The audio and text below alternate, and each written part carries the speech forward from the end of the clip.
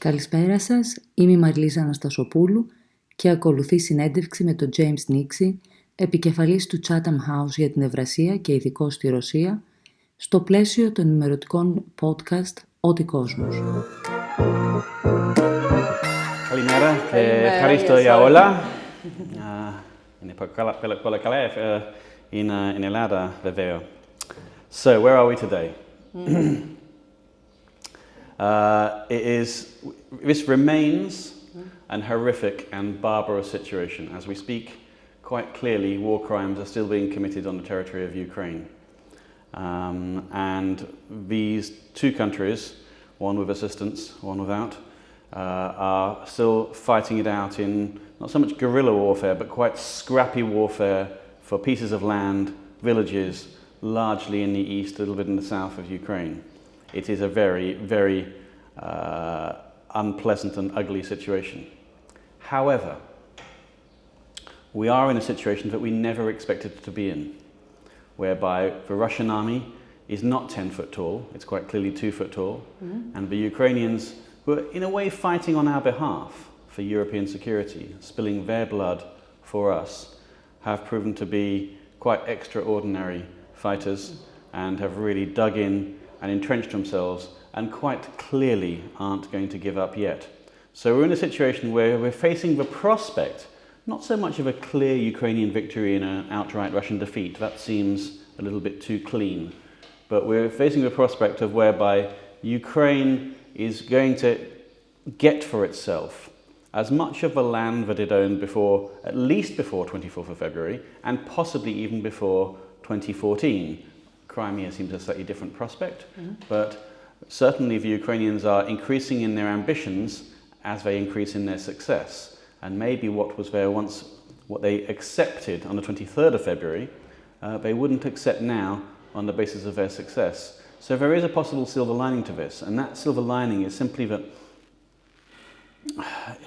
European security has already was tenuous and basically insecure for the last, quite honestly, for almost as long as I can remember, because these plans, these ambitions, these appetites that Russia had, they stretch back before Putin's time, and so maybe because this is going to have such shattering ramifications on the world, on Ukraine, and also on Russia itself, then actually we're seeing more of the end game now.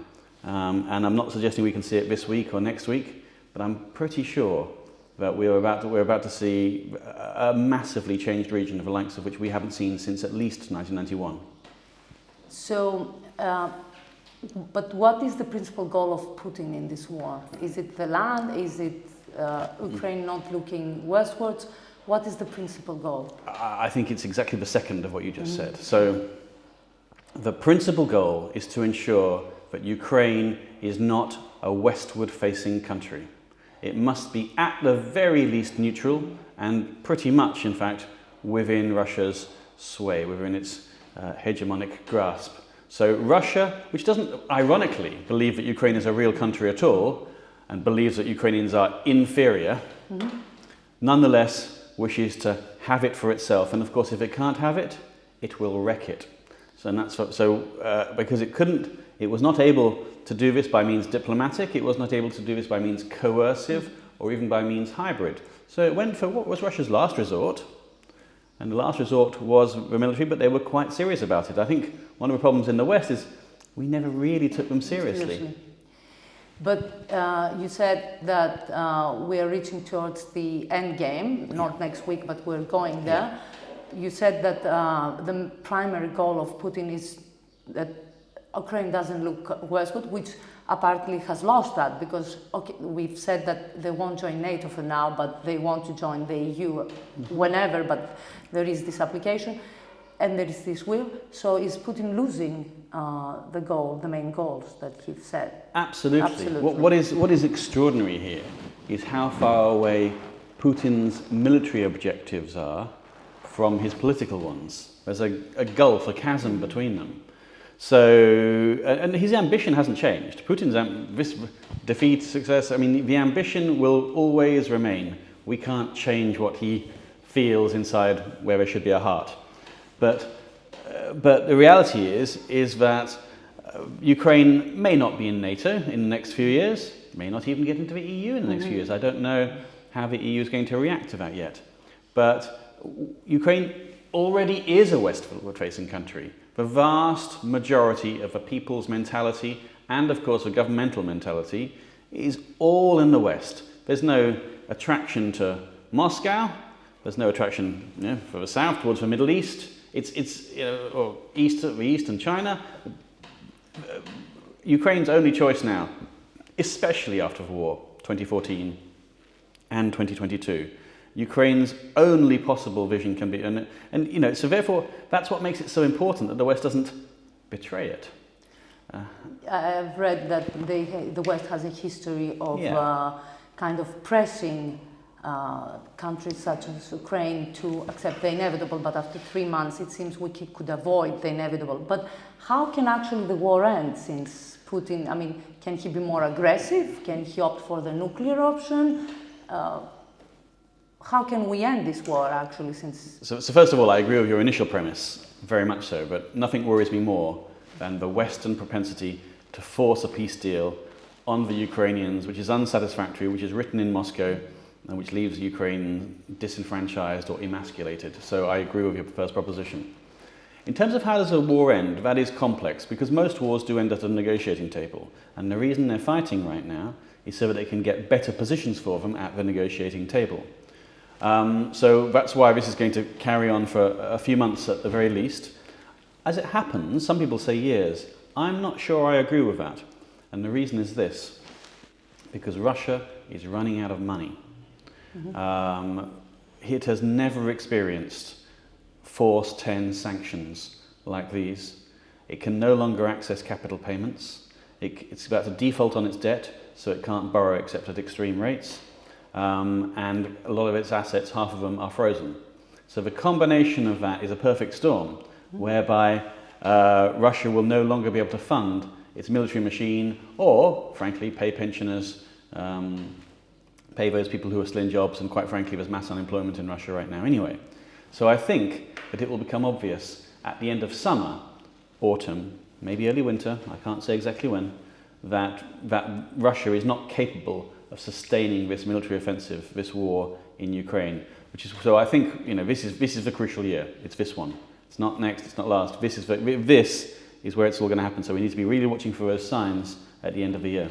Will Putin survive? Will he remain in place, or you see changes there too in the regime? I think he'll go. And I haven't been saying this before, I promise, over the last 22 years of his reign. He's been in power for longer than Brezhnev now. There's a legitimacy problem. It's harder and harder to manipulate elections, and you can't eat glory. This is not the same as Crimea. Crimea was a short, sharp, quick operation, no blood. And so it was an appeal to a flag. It boosted him. He was on steroids, no problem at all. This is a different proposition altogether. A huge country, almost as larger than France, 45 million people. It's a completely different magnitude. And so as a result, I think that he will lose, but he will declare victory. By which I mean he will say, I prevented NATO incursion into Russia. I prevented American tanks rolling down the old Arbat in Moscow. And so he has his own off-ramp. He can say it himself. So I think that's how this will play out. And that will be ridiculous to us, and we'll laugh. But for him, it'll be his way of desperately attempting to retain power. But in the meantime, most Russians of all types will realize that is an extremely minimalist demand compared to the maximalist demands of what he was asking for in December and when he was about to take Kiev, which he failed to do. So it seems to me that that will, in time, give it a couple of years when it really starts biting. Then I think it will force him out, whether through some sort of combination of a removal at the top and grassroots persuasion below. So the combination of the two, Russia, this war will change. Its effects are staggering, and we can't begin to fully understand them. But it's also true for a region, for Ukraine, of course, but also for Moldova, the South Caucasus, Central Asia. It will change the region, because if Russia is this diminished power which no longer wishes to control its former dominions, then we have a different looking region which doesn't have to take the knee to Russia every time. Which will take me to my next question, how it will affect the region. So the countries that will no longer be so much influenced by Russia, where they will look towards to? Yeah, so it differs. I mean, it's a large geographical space, so it obviously differs. If you're in Moldova, you're looking to join the EU right now, and their membership application is right in there, and it's got a reasonably European looking government.